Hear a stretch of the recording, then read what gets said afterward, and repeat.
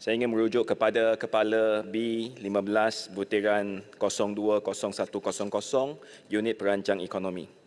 Terlebih dahulu saya ingin ucapkan tahniah kepada Kerajaan Perpaduan kerana memberikan pemekasaan penuh kepada EPU untuk merancang serta merangka dasar pembangunan negara.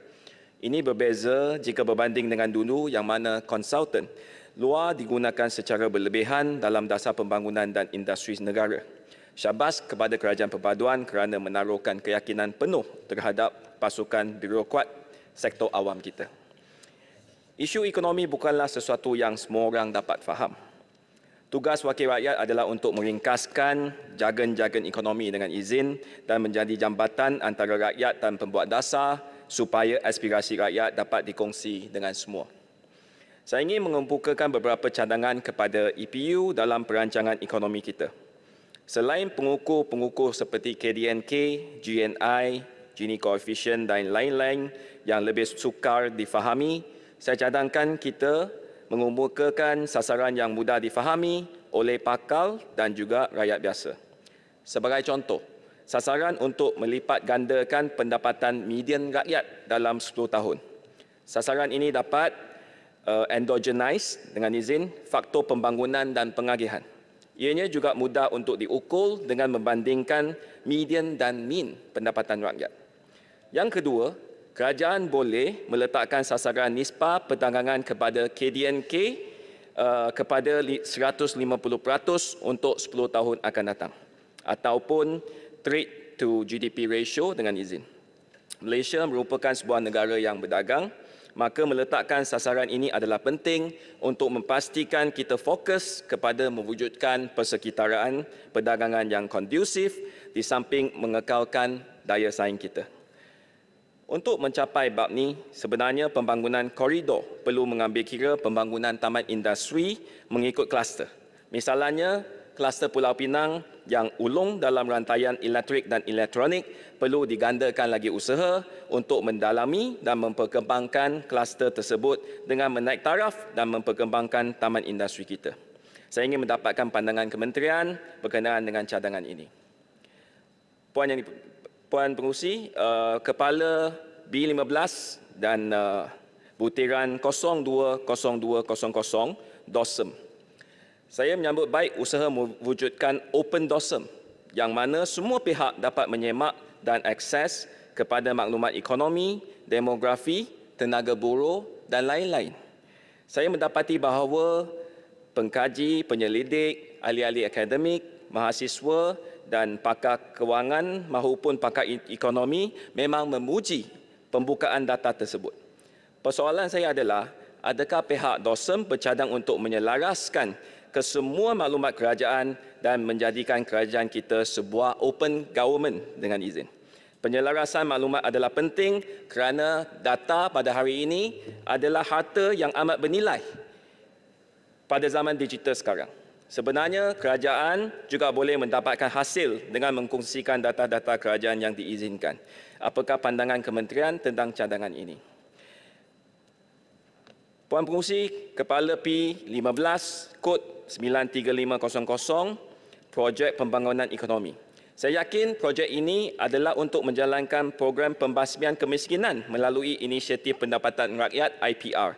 Di bawah inisiatif ini, 3 kategori IPR iaitu usahawan tani, usahawan makanan dan operator perkhidmatan akan dilancarkan supaya rakyat B40 dapat menceburi bidang menjual makanan melalui vending machine, bercucuk tanam dengan bantuan teknologi tinggi dan mendapat kerja yang ditawarkan oleh agensi kerajaan. Saya mendapati bahawa program ini mendapat sambutan yang hangat dan lebih 10,000 peserta telah pun berdaftar sehingga 2 minggu lepas. Puan Pengerusi, kami sering mendengar keluhan bahawa pembangkang dianakterikan dalam program-program membantu rakyat. Maka saya ingin tahu, adakah program ini khusus kepada peserta penyokong Kerajaan Perpaduan sahaja ataupun terbuka kepada semua? Adakah pemimpin-pemimpin tidak mahu rakyat mereka mengetahui inisiatif IPR ini supaya mereka tidak dilihat membuat kerja membasmi kemiskinan walaupun ada negeri yang telah pun lebih 30 tahun berkuasa menjadi kerajaan? Apakah kaedah yang boleh diguna pakai supaya rakyat miskin, tidak kira siapa mereka, boleh menyertai IPR ini? Sekian, terima kasih. Terima kasih Yang Berhormat Petaling Jaya. Saya jemput Yang Berhormat Alostar. Terima kasih Puan Pengerusi. Assalamualaikum dan salam sejahtera. Bahasan saya ringkas sahaja yang menyentuh mengenai butiran B15-030-200 pihak berkuasa pelaksana Koridor Utara NCIA bersekali dengan butiran P15-00113 pembangunan koridor dan 70102 Perbadanan Kemajuan Negeri Kedah. Ada 3 perkara saja yang nak disebut dan minta respon pihak kementerian, yang berhormat menteri ada di sini. Yang pertama, Puan Pengerusi, mengenai projek utama di bawah NCIA, projek pembangunan Kedah Sains dan Teknologi Park KSTP Fasa 2. Keluasan Fasa 2 ini difahamkan seluas 840 ekar yang dilaksanakan oleh pihak berkuasa NCIA dengan kerjasama PKNK, Perbadanan Kemajuan Negeri Kedah, dan difahamkan dia masih di peringkat pra-pelaksanaan. Projek ini memerlukan sokongan Kerajaan Persekutuan untuk menyalurkan peruntukan bagi pembangunan KSTP Fasa 2. Mohon maklum balas daripada pihak kementerian tentang projek ini. Projek yang kedua, pembangunan Sidam Logistik Aerospace and Manufacturing Hub atau ringkasannya SLAM di Sidam Kiri yang mempunyai keluasan 1,300 ekar. Statusnya difahamkan dia masih memerlukan sokongan Kerajaan Persekutuan untuk meneruskan projek ini, terutamanya untuk memacu sektor logistik dan juga pembangunan ekosistem industri aeroangkasa di negara ini selaras dengan Plan Induk Industri Aeroangkasa Malaysia 2030 MAIB dan juga rancangan Malaysia ke-12. Juga pohon maklum balas pihak kementerian tentang projek ini. Dan yang terakhir, Puan Pengerusi, projek pembangunan kemudahan infrastruktur luar di kawasan pembangunan dan hub logistik di Sidam, Kedah. Projek ini difahamkan merupakan pembinaan infrastruktur jalan raya baru yang menghubungkan Lebuh Raya Plus ke pintu masuk SLAM di arah selatan yang merangkumi pembinaan laluan 4 lorong 2 hala sepanjang 15 km dan juga pembinaan utiliti yang berkaitan. Juga memerlukan sokongan Kerajaan Persekutuan untuk meneruskan projek ini bagi menyokong pembangunan SLAM melalui penyediaan infrastruktur luaran, dan juga mohon respon pihak kementerian tentang projek ini. Itu saja Puan Pengerusi. Terima kasih. Terima kasih Yang Berhormat Alostar. Saya jemput Yang Berhormat Kota Perlut. Puan Pengerusi, saya terus ke butiran 020100 unit perancangan ekonomi. Saya ingin mendapatkan perincian mengenai jumlah dan nilai projek di bawah RMK 12, Rolling Plan 1 dan Rolling Plan 2 untuk Sabah. Berapakah daripada jumlah tersebut dan yang berjaya dilaksanakan dan berapakah yang tidak dapat dilaksanakan beserta isu dan cabaran yang dihadapi. Di Sabah, apakah cabaran-cabaran yang dihadapi oleh kerajaan sehingga projek-projek lambat atau tidak sempat ditender pada tahun semasa? Jika masalah berpunca daripada kerajaan persekutuan, jelaskan. Sebaliknya pula, jika kerajaan negeri menjadi punca, dan kemudian saya juga minta terangkan, kerana kalau saya boleh sebutkan di sini sekali lagi, berdasarkan penelitian saya, hanya secara purata 40% hingga 50% peruntukan yang diberikan kepada Sabah, peruntukan-peruntukan penting seperti projek kemiskinan, projek infrastruktur asas dan pendidikan dapat dibelanjakan pada satu tahun tersebut. Puan Pengerusi, butiran 00113 pembangunan koridor diperuntukkan 1 bilion melalui peruntukan terus dan 160 juta ringgit melalui pinjaman. Satu jumlah yang besar, dan saya mohon diberikan perincian perbelanjaan ini, pecahan-pecahannya dan projek-projek yang akan dilaksanakan. Saya juga ingin bertanya, berapakah yang diberikan kepada koridor pembangunan Sabah SDC. Butiran 2300 23000 projek pembangunan kawasan sempadan Sabah, Sarawak dan Semenanjung, 250 juta diperuntukkan. Soalan saya, semasa pembentangan yang amat berhormat Tambun mengumumkan peruntukan 1 bilion ringgit bagi membangunkan bandar-bandar yang bersempadan dengan Kalimantan Indonesia seperti Kalabakan Sabah serta Bak Kelalan Sarawak. Adakah peruntukan 250 juta ringgit ini termasuk di dalam perkara ini? Jika ya, mengapa hanya suku saja peruntukan yang diperuntukkan, dan jika tidak, saya mohon perincian. Kemudian butiran 93500 program projek pembangunan ekonomi, peningkatan peruntukan yang besar, cukup besar daripada 200 juta kepada hampir 2 bilion ringgit untuk dibelanjakan.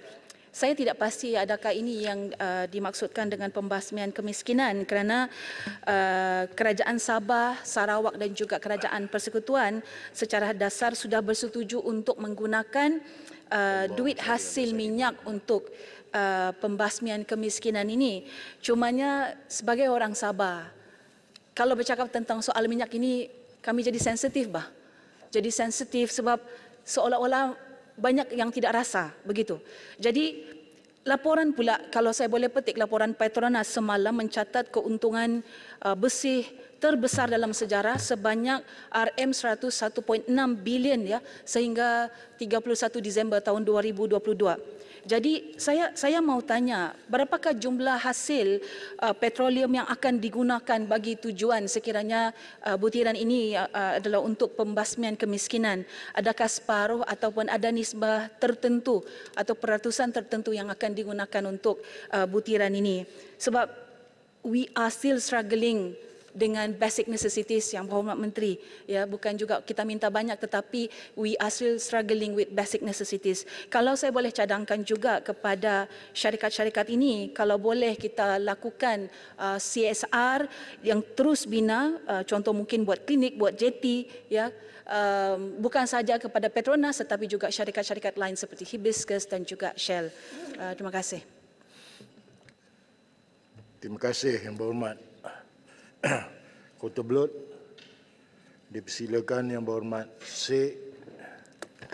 Assalamualaikum warahmatullahi dan salam sejahtera. Terima kasih Yang Berhormat Datuk Pengurusi. Seterus kepada butiran 02 0100 unit perancang ekonomi EPU. Kita yakin EPU berperanan besar atau fokus utamanya untuk pembasmian kemiskinan di seluruh negara, termasuk di daerah-daerah di pedalaman, di Sik, di Baling dan sebagainya. Dan kita yakin pembasmian kemiskinan ini itu agenda besar yang digariskan sejak negara kita merdeka. Dalam butiran ini saya ingin bangkitkan berkaitan dengan peruntukan yang diberikan untuk bajet 2023 ini hanya ada peningkatan RM12 juta berbanding 2022.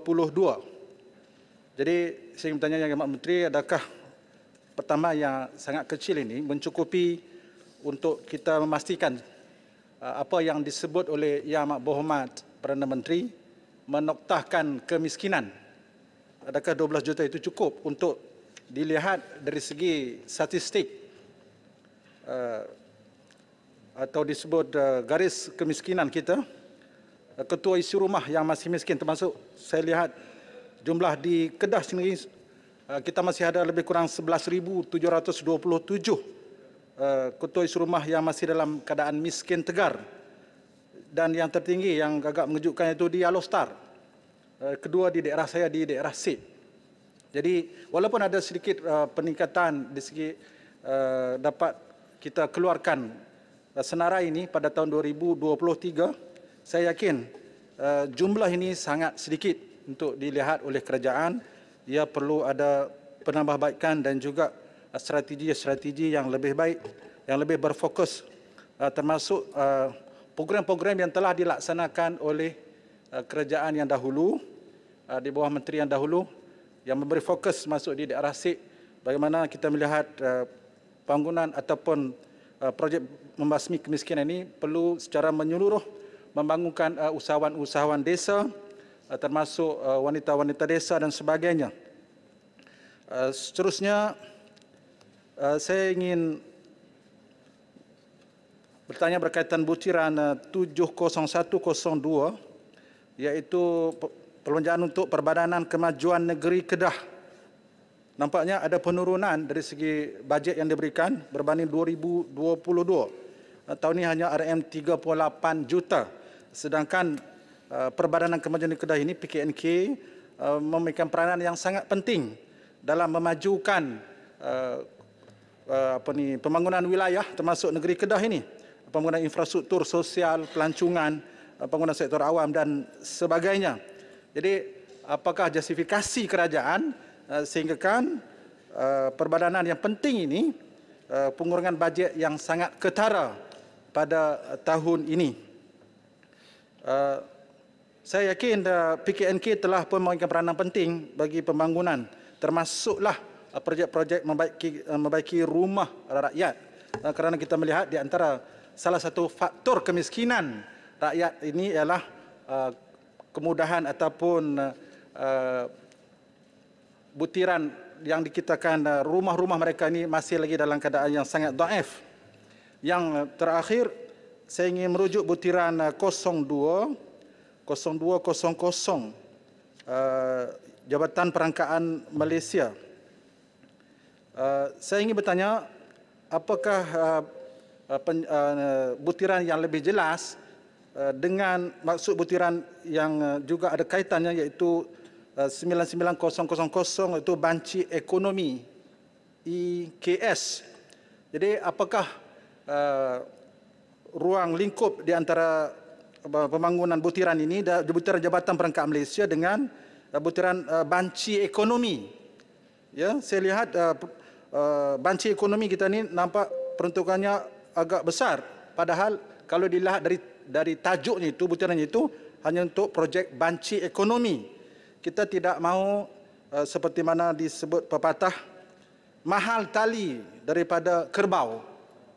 Jadi pihak kementerian perlu melihat dengan lebih serius yang sepatutnya projek dalam perangkaan kita melihat ekonomi ini lebih penting ialah dia mendasari ke bawah dan projek ekonomi itu langsung diterima oleh rakyat dan akhirnya kita dapat seperti mana yang digagaskan bersama bahawa kita nak pastikan tidak ada lagi kemiskinan di negara kita.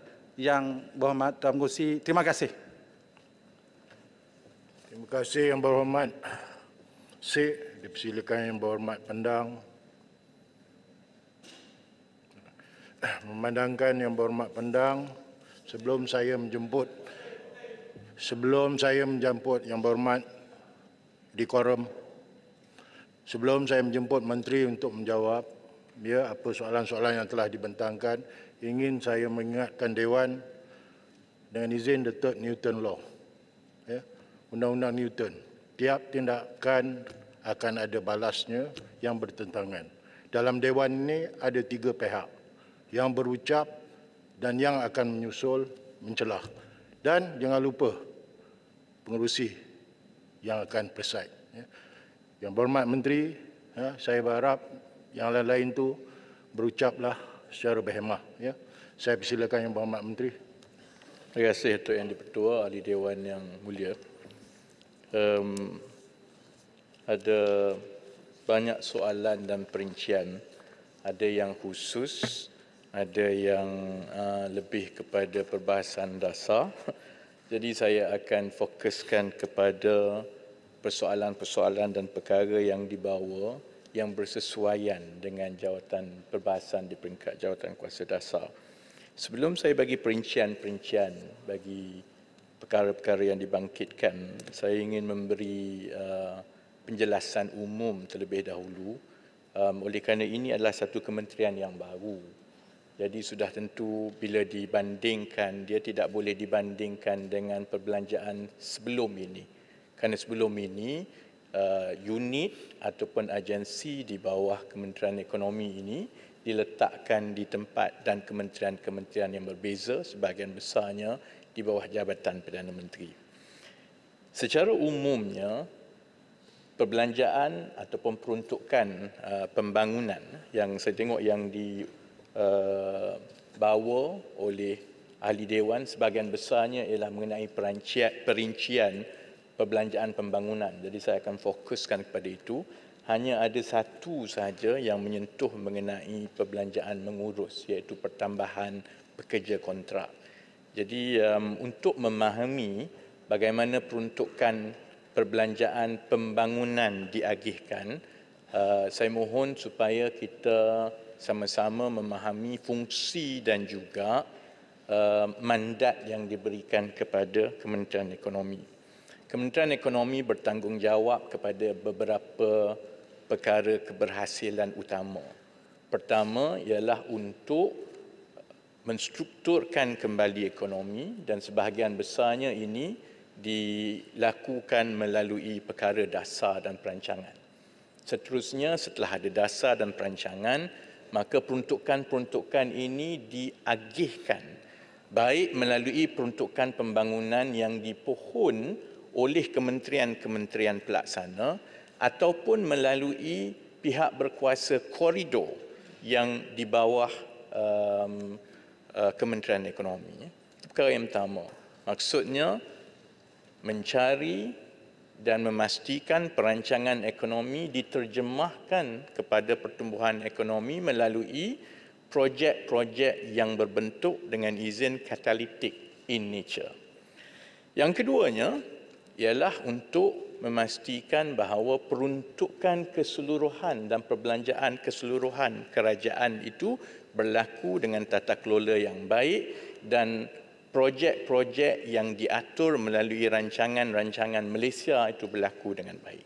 Dan yang ketiga ialah membantu juga agensi-agensi di peringkat-peringkat yang lebih bawah. Satunya ialah pihak berkuasa koridor yang memang berada di bawah Kementerian Ekonomi. Satu lagi ialah melalui Perbadanan Kemajuan Negeri yang pada awalnya semasa ditubuhkan. Yang Menteri. Tunggu dulu saya habis. Sekejap. Saya nak minta tolong je. Itu saya tak benarkan. Saya tak benarkan. Pendang. Yang pada awalnya sejak penubuhan SEDC sini memang ada kerjasama di antara SEDC ataupun Perbadanan Kemajuan Ekonomi Negeri-Negeri dengan pihak EPU pada ketika itu. Baik, seterusnya saya ingin berikan perincian mengikut butiran-butiran projek. Daripada saya jawab satu persatu kerana ada banyak yang bertindih, lebih baik saya huraikan mengikut perkara-perkara yang di bawah kepala butiran projek yang disebut. Yang pertama, matlamat pembangunan Mampan sebanyak 2.56 juta. Ini adalah sebahagian daripada kelangsungan dasar kerajaan yang telah pun memberi komitmen kepada dengan izin Sustainable Development Goals ataupun SDG yang menjadi komitmen negara kepada masyarakat antarabangsa.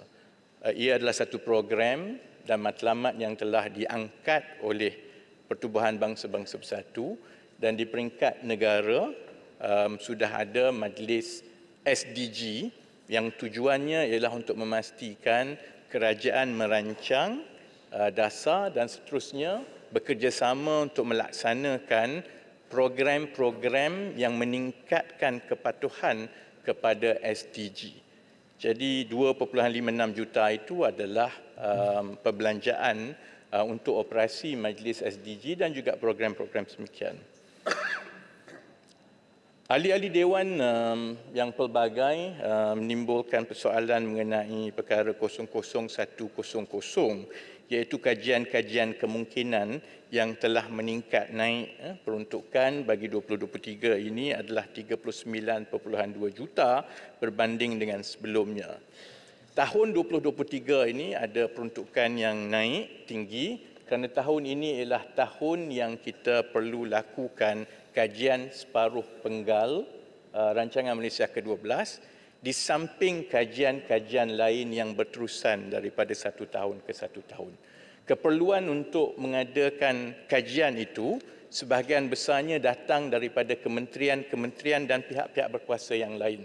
Contohnya, kalau ada beberapa perkara atau perkembangan yang dirasakan akan ada kesan kepada ekonomi negara ataupun ekonomi wilayah atau kawasan tertentu, maka pihak berkuasa yang bertanggungjawab itu akan memohon dengan EPU untuk diadakan kajian kemungkinan. Contoh yang terkini ialah cadangan kerajaan Thailand untuk membina land bridge contohnya. Jadi kita perlu mengadakan kajian kemungkinan kesan dan apa tindak balas kita kepada rancangan tersebut. Jadi dari satu masa ke satu masa ada perkara-perkara yang ditimbulkan, yang berlaku di sekeliling kita, yang kementerian pelaksana ataupun agensi yang terbabit itu yang akan datang kepada Kementerian Ekonomi untuk diadakan kajian kemungkinan. Cuma tahun ini dia lebih tinggi kerana ia melibatkan juga kajian separuh penggal rancangan Malaysia ke-12 yang hanya berlaku pada tahun-tahun tertentu sahaja.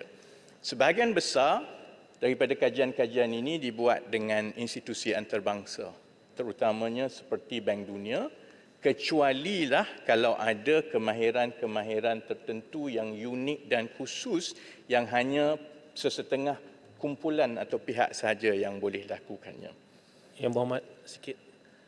Boleh bagi maklumat sedikit berkaitan dengan bilakah agaknya kajian separuh penggal ini akan diselesaikan dan akan dibentangkan di Parlimen? Terima kasih. Kajian separuh penggal sedang berjalan. Sekarang ini di peringkat libat urus dengan agensi-agensi akan dibentangkan di Parlimen dalam sidang bulan Oktober 2023. Perkara seterusnya yang banyak Menteri, dibawa... sikit je. Tak ada apa. Ya. Saya nak tanya elok-elok. Terima kasih Yang Berhormat Menteri. Selama hari ini tak elok. Janganlah kacau. Janganlah provok. Menteri dah hari ini jawab. Ulangan, dah makan ubat ke belum? Yang berhormat, etik dan berjiwa ya. Biar sekarang Yang Berhormat Menteri tak benarkan Yang Berhormat Pendang bercakap. Yang lain tu tak perlulah. Ya. Silakan Yang Berhormat tekan. Terima kasih Yang Ketua. Terima kasih Yang Berhormat Menteri Pandan. Bila disebut tadi kita ada setting untuk Golden Triangle. Yang ni adalah pemangkin kepada pembangunan di kawasan utara. Jadi saya nak minta lah atas jasa baik Yang Berhormat Menteri review baliklah Etropolis tu.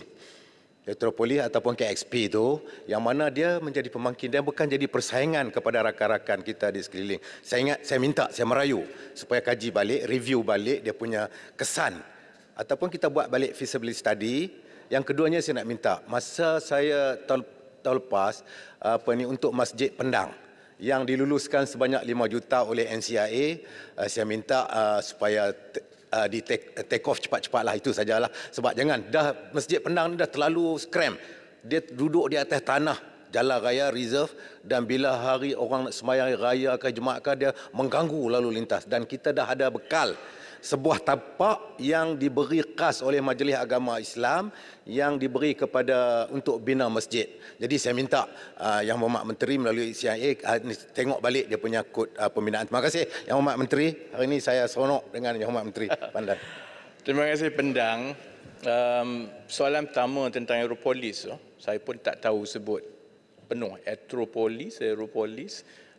Dia tidak ada dalam senarai di bawah kementerian saya.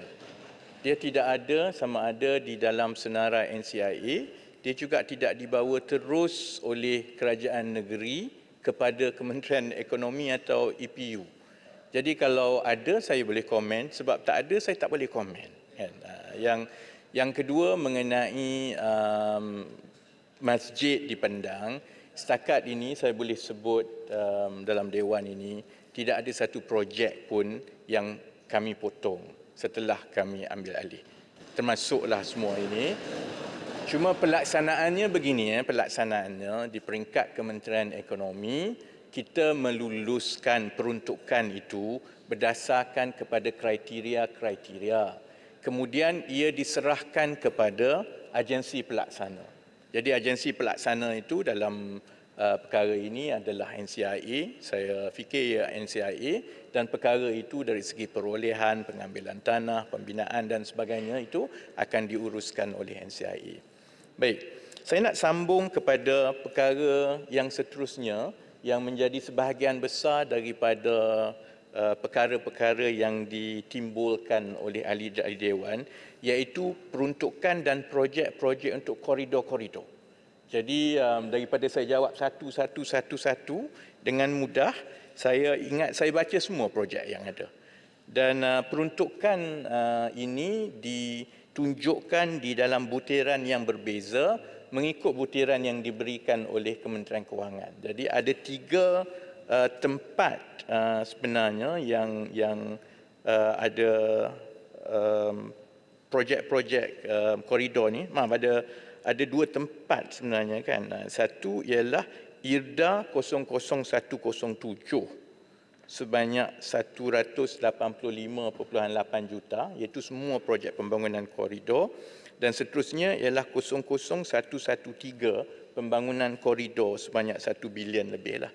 Dan kod itu memang diberikan oleh Kementerian Kewangan selalunya kerana agensi-agensi ini bertukar-tukar mengikut kementerian. Dulu dia dekat JPM, sebelum tu dia dekat Kementerian Ekonomi. Jadi setiap kali bertukar maka kod itu perlu diubah, dan sebab itu ada kod itu dia kekal dan dia tunjuk berasingan. Jadi dengan cepat Datuk Yang Ketua saya bacakan. Kita bermula dengan IRDA dahulu.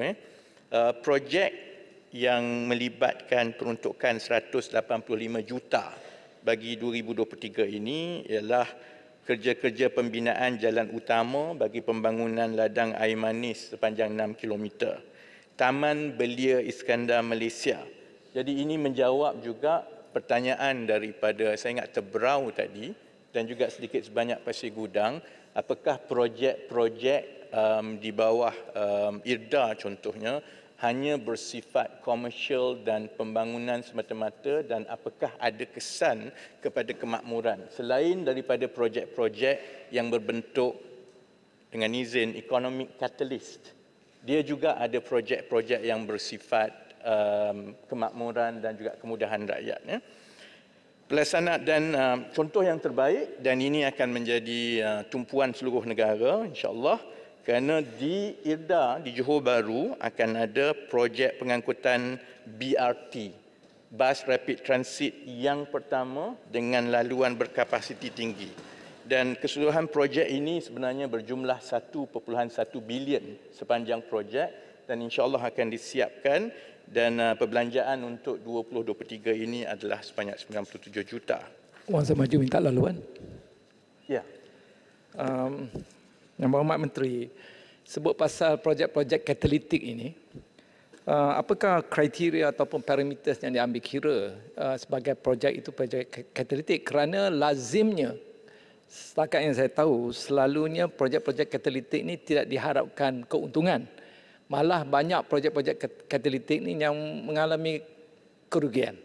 Jadi bagaimana kita punya pendekatan sekarang? Terima kasih. Terima kasih Wang Semaju. Setakat saya menyimak projek-projek yang terkini dan juga semua permohonan sebelum-sebelum ini, saya boleh berkongsi dengan Dewan bahawa walaupun kriteria-kriteria itu jelas, tetapi selalunya juga pihak-pihak berkuasa koridor ini selalunya menjadi tempat untuk sama ada kerajaan negeri ataupun agensi-agensi lain untuk memohon peruntukan daripada kerajaan persekutuan. Jadi ada yang kadang-kadang memang dia berbentuk, contohnya masjid di Pendang lah, yang dia memang tidak ada apa-apa dari segi catalytic in nature, dari segi ekonominya kan. Tetapi secara umum lah, dia mestilah berlandaskan kepada acuan ekonomi yang ingin dimajukan bagi setiap koridor itu. Jadi bagi contoh IRDA, acuannya ialah untuk memajukan satu metropolis supaya kita boleh mendapat limpahan ekonomi daripada Singapura. Dan perkara-perkara yang ditumpukan di wilayah Iskandar termasuklah perkara-perkara yang berteknologi tinggi. seperti robotik, seperti pusat kewangan dan lain-lain. Kalau di utara contohnya, tumpuan ialah kepada kegiatan-kegiatan ekonomi berbentuk pertanian moden. Sebab itu di Chuping Valley dia berbentuk pertanian. Kemudian kita ada kalau di kawasan Kedah, ia bersifat kepada khidmat sokongan kepada industri sedia ada di Kulim High-Tech Park supaya kapasiti Kulim High-Tech Park itu boleh dibesarkan lagi di kawasan sekitar.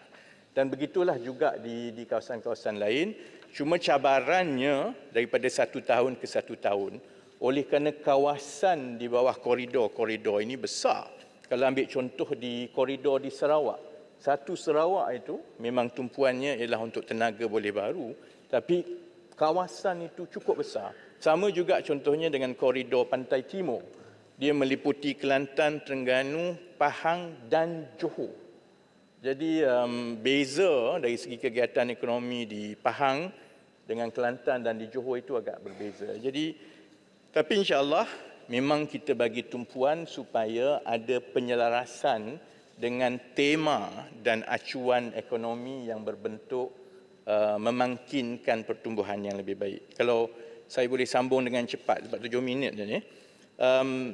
Di wilayah Iskandar contohnya, kita juga tahun ini akan ada kajian kebolehsanaan pertanian moden di Iskandar, Malaysia, terutamanya untuk kawasan Johor Utara. Kajian pelan pembangunan ekonomi katalitik di ladang air manis, termasuk juga semua infrastruktur jalan di sekelilingnya. Dan seperti yang Pak Sri Gudang sebut tadi juga, memang betul banyak peruntukan untuk IRDA adalah untuk yang bersifat infrastruktur.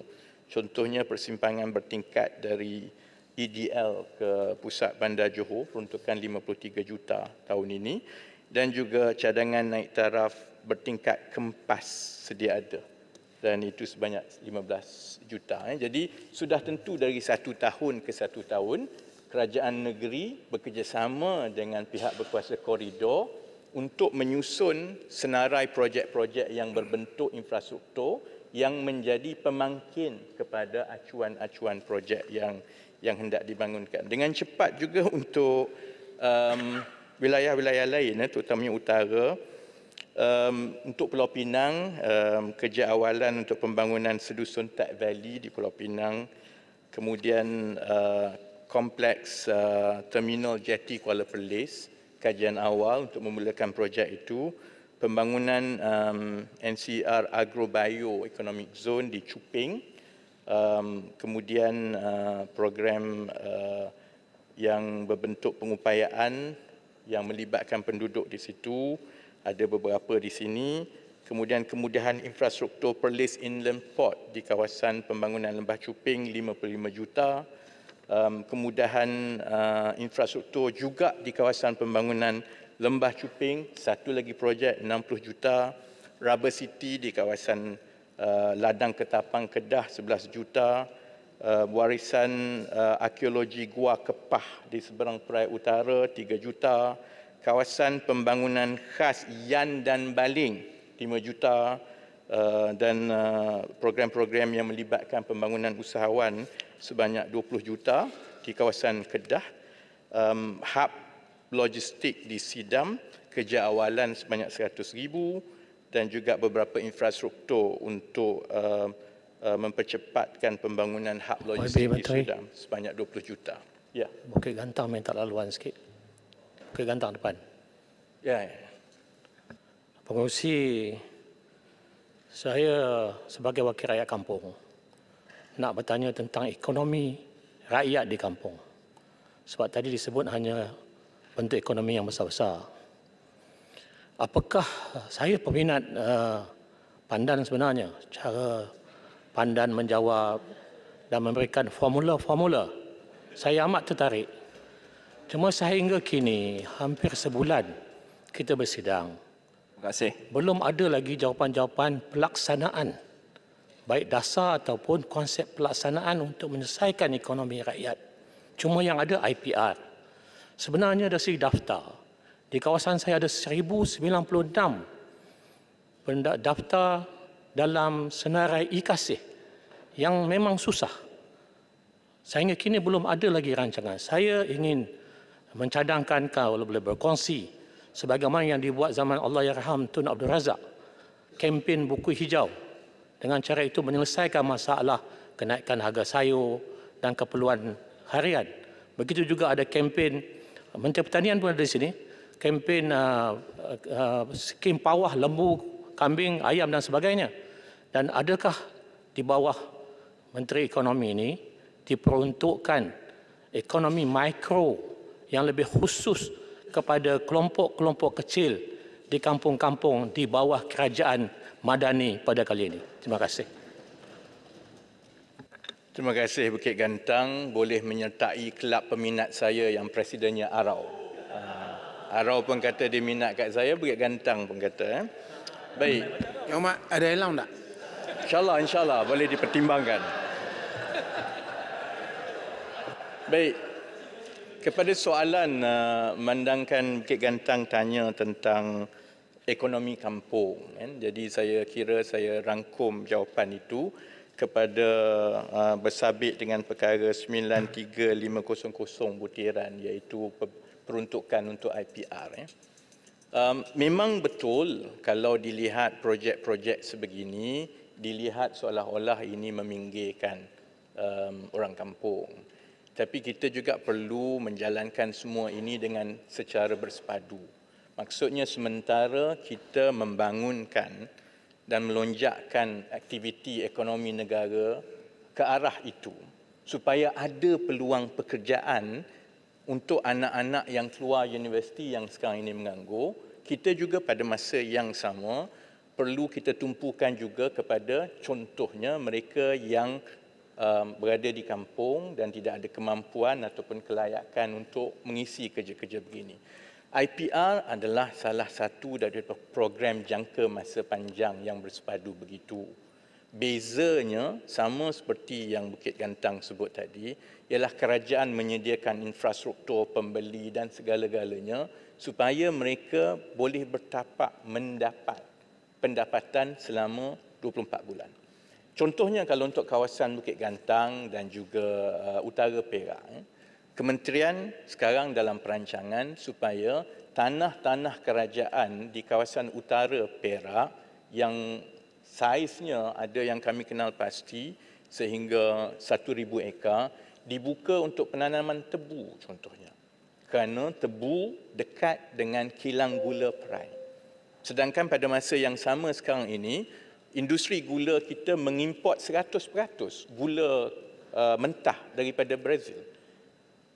Selepas ladang gula di Cuping dahulu ditutup, sehingga sekarang industri kita bergantung sepenuhnya kepada import dan sudah tentu bila ada kenaikan harga dan juga soal mata wang dan juga soal minyak, maka belanja freight akan mahal. Sekarang ini ada keperluan untuk kita mula menanam tebu.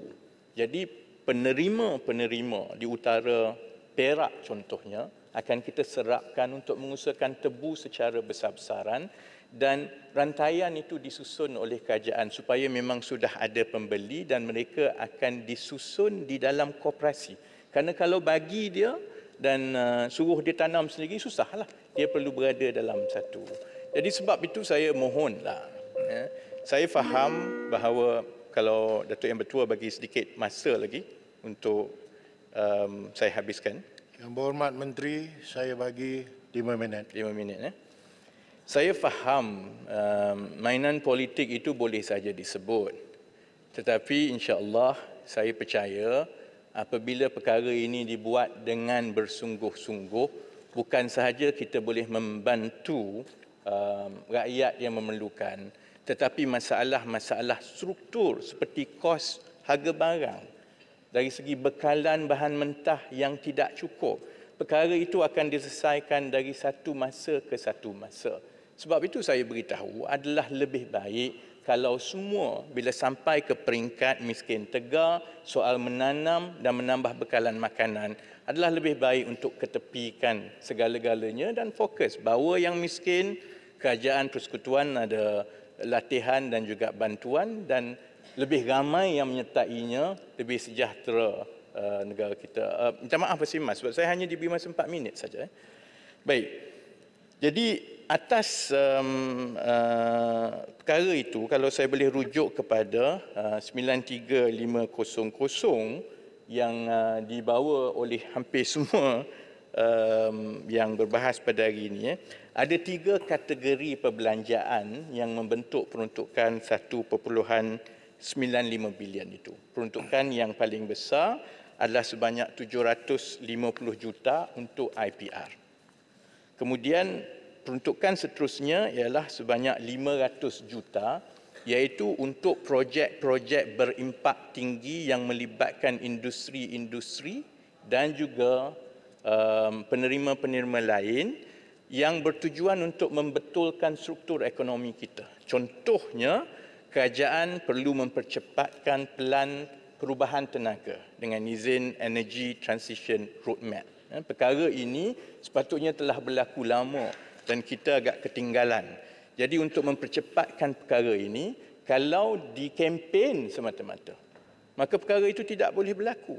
Perlu ada kerjasama di antara pihak kerajaan dan juga pihak swasta supaya pihak swasta mendapat insentif untuk mereka menukar guna tenaga mereka daripada gas ataupun tenaga fosil yang lain kepada biomass contohnya.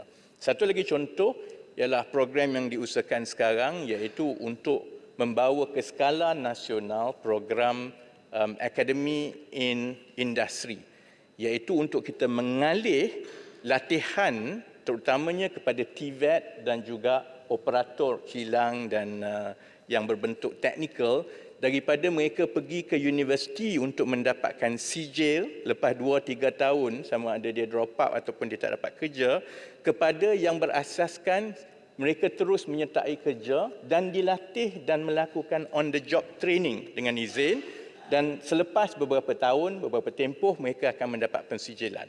Sudah tentu juga program-program begini memerlukan kerjasama sepenuh pihak swasta kerana yang akan menerima ni off-taker ni adalah pihak swasta dan kerajaan tidak boleh paksa. Jadi peruntukan 500 juta itu adalah untuk projek-projek berimpak tinggi seperti itu yang bertujuan untuk mengubah struktur ekonomi negara kita yang kita sudah sebut berkali-kali. Satunya soal pergantungan kepada pekerja asing, keduanya soal kandungan nilai yang rendah dan perkara-perkara yang lain. Peruntukan ketiga sebanyak 700 juta adalah sebenarnya kontingensi dengan izin. Maksudnya kita mengambil maklum, EPU, Kementerian Ekonomi mengambil maklum bahawa kita berdepan dengan banyak gangguan dan juga cuaca dan juga bencana. Jadi kadang-kadang ada keperluan mendesak untuk membaiki infrastruktur. Sebanyak mana yang boleh, kita akan minta supaya kementerian masing-masing menggunakan peruntukan yang ada masing-masing untuk membaiki. Tapi kita juga tahu bahawa ada kemungkinan dengan projek yang sudah berjalan untuk mengharapkan contohnya Kementerian Kerja Raya semata-mata mengambil wang daripada projek lain untuk membaiki infrastruktur yang terjejas akibat bencana yang tidak dirancang. Kita perlukan satu kontingensi yang boleh kita gunakan untuk membaiki infrastruktur sebegitu. Ya. Ini tak tanya soalan, nak minta satu ya. Sebab banyak saya tanya tadi yang Muhammad tak dapat jawab, yang tidak menjawab sebab masa tak cukup. Boleh tak yang Muhammad jawab secara betul ni? Ini minta daripada Presiden peminat kan. Minta jawab secara bertulis. Yang keduanya, tadi Perdana Menteri menyebut tentang fast track tender. Yang Muhammad, adakah termasuk dalam senarai baru Kementerian Ekonomi fast track tender ni dibenarkan dan nego tak dibenarkan? Apa dia fast track tender Yang Muhammad? Saya tak apa. Terima kasih Arau. Soal perolehan dan tata cara perolehan ditentukan oleh Kementerian Kewangan. Jadi perkara itu ditentukan oleh Kementerian Kewangan. Bidang kuasa Kementerian Ekonomi hanyalah menilai kesesuaian dan juga nilai projek itu untuk diluluskan peruntukan, kemudian segala-galanya akan dilaksanakan mengikut tata cara perolehan oleh Kementerian Kewangan. Macam. Okey, Yang Berhormat Menteri, terima kasih banyak atas laluan yang diberikan. Banyak tadi ahli-ahli Dewan Rakyat bertanya berkenaan dengan teraju. Jadi saya nak tanya ringkas saja, apakah Kementerian akan meneruskan pelaksanaan tindakan pembangunan Bumiputera 2030 selari dengan apa yang telah dimasukkan dalam RMK ke-12. Terima kasih. Baik, saya hanya akan jawab yang itu, kemudian saya jawab tentang perincian banci yang ditanya berkali-kali di tinggi. Untuk tahun 2023 ini peruntukan kepada teraju masih lagi tinggi. Peruntukan pembangunan kepada teraju ialah sebanyak 135 juta. Itu menjawab persoalan saya ingat daripada SIK tadi yang bertanya apakah perbezaan di antara 00108 program pembangunan dengan pembangunan koridor, 00113 dengan 93500 program atau projek pembangunan. Di dalam 00108 itu adalah agensi, ada dua agensi di situ iaitu Teraju dan juga saya ingat ini MPRC, projek-projek yang dibuat oleh MPRC. Daripada situ Teraju diperuntukkan untuk tahun ini 135 juta. 100 juta ialah untuk dana kemakmuran Bumiputera dan 35 juta ialah untuk dana ekonomi baru. Kementerian sedang meneliti dengan bahagian equity di dalam Kementerian Ekonomi dan juga dengan Teraju supaya kami menilai kembali keberkesanan. Kerana Teraju diberikan peruntukan yang besar daripada 1 tahun ke 1 tahun. Sebahagian daripada peruntukan itu tidak dapat dilunaskan dalam pentadbiran-pentadbiran yang lalu. Diberi peruntukan 100 juta, 200 juta dana tetapi yang sampai kepada penerima jauh lebih sikit daripada itu. Jadi sebab itu saya tidak mengulas panjang mengenai Teraju bukannya kerana kita tidak ada agenda Bumiputera, tapi kita nak pastikan perkara itu tidak berulang. Kita nak pastikan bahawa peruntukan, contohnya tahun ini 135 juta ini akan dapat dibelanjakan terus. Jadi maka proses dan juga pendekatan dan juga keseluruhan falsafah mengenai pembangunan ekonomi Bumiputera ini wajar kami teliti kembali, samalah seperti kami teliti pelaksanaan projek-projek yang terlebih dahulu untuk memastikan dia ada keberkesanan. Menteri sila gulung. Jadi untuk menggulung last sekali perkara 99000 iaitu banci ekonomi yang dipersoalkan kenapa tinggi 125 juta ialah kerana dua sebab. Satu, banci-banci sambungan, baik banci kajian pendapatan isu rumah, baik banci pekerjaan, baik banci yang lain tidak dapat dijalankan dengan lancar dalam tahun 2021 dan 2022 kerana COVID. Jadi dia berlanjutan kepada 2023 dan tahun ini juga adalah persediaan untuk banci pertanian yang akan dibuat pertama kali tahun depan dan banci pertanian itu melibatkan peruntukan 80 juta. Memang banci melibatkan belanja yang besar begitu dan dia hanya berlaku setiap 5 tahun, setiap 7 tahun, 3 tahun bergantung kepada bagaimana berkalanya banci-banci tersebut. Jadi terima kasih ahli-ahli Dewan yang bertanya dan saya akan menghormati permintaan kelab penyokong saya ARAU dan pegawai-pegawai saya akan pastikan bahawa semua yang dibawa oleh ARAU itu dan juga anggota yang lain akan dijawab secara bertulis. Terima kasih Tuan Ketua. Berhormat Tuan Speaker. UMNO diam ya. Tak ada UMNO sini. Setiausaha berapa hari Menteri... Rindu dengan UMNO ke Arau? Ya, Berhormat Tuan Speaker. Yang lain tu tolong. Ya, saya tengah bercakap dengan Setiausaha. Setiausaha berapa hari Menteri akan menjawab? 5 hari bekerja. Arau. Saya dimaklumkan... Adalah UMNO. Kabu yang berhormat nak bercakap ke atau saya nak bercakap? Ya. Telah dimaklumkan oleh Setiausaha Dewan apa-apa Jawapan yang bertulis akan ditentukan dalam 5 hari. Jika menteri tidak menjawab dalam 5 hari, sila maklumkan pada Dewan. Baik. Masalahnya ialah bahawa wang sejumlah RM535,476,300 untuk kepala B15 anggaran perbelanjaan mengurus 2023 jadi sebahagian daripada jadual hendak disetujukan. Ahli-ahli yang bersetuju katakan bersetuju. Yang tidak bersetuju katakan tidak. Lebih bersuara bersetuju, kepala B15 jadi sebahagian daripada jadual. Tuan Pengerusi, yang kata tidak tadi sebelah sana yang pengerusi, bukan sebelah kami. Dia orang. Jadi tidak ada, bukan tidak. Dengar baik-baik. Yang Muhammad buat kacau je, buat kacau. Duduklah. Bukan. Duduk. Putrajaya suruh dia duduk tu. Putrajaya suruh dia duduk. Ni sabotaj. Yang berhormat. Ni dah nak gelap. Ya. Ya. Janganlah kita pun gelap, ya. Alright, nanti sekarang lagi meleret, lagi panjang, ya. Alright. Baik. Ahli-ahli yang berhormat. Masalah ialah bahawa perbelanjaan di bawah kepala P15 anggaran perbelanjaan pembangunan 2023 hendaklah diluluskan. Ahli-ahli yang bersetuju katakan bersetuju. Yang tidak bersetuju katakan tidak.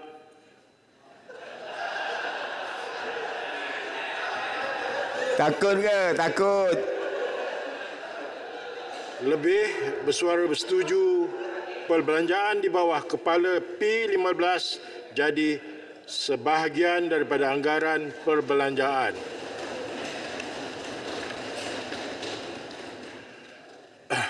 Majlis bersidang semula sebagai majlis mesyuarat bentara